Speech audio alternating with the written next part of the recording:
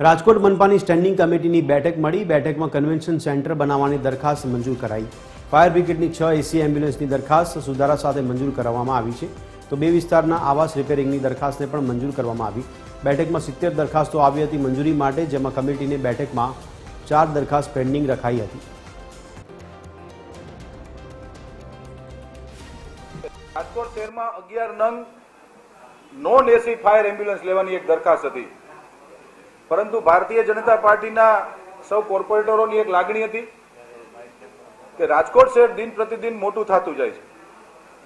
રાજકોટ શહેરમાં હાલમાં એસી એમ્બ્યુલન્સની પણ રિક્વાયરમેન્ટ ખૂબ છે। કોર્પોરેશન પાસે એસી એમ્બ્યુલન્સ છે, પરંતુ એમાં ક્યાંક ને ક્યાંક ઘટાડો આવ્યો છે। તો એસી એમ્બ્યુલન્સ પણ વધુ કરવામાં આવે, જેથી કરીને રાજકોટના શહેરીજનને, કોઈને બહારગામ પેશન્ટને અમદાવાદ જવું હોય, સુરત જવું હોય, વડોદરા જવું હોય કે મુંબઈ જવું હોય તો એસી એમ્બ્યુલન્સની ખૂબ એને જરૂર પડતી હોય છે। તો આ દરખાસ્તમાં કુલ 11 જે નોન એસી એમ્બ્યુલન્સ લેવાની હતી, એમાંથી કુલ 11 માંથી 6 નોન એસી લેવી અને 5 એસી એમ્બ્યુલન્સ લેવાની આજે દરખાસ્તને મંજૂર કરવામાં આવી છે।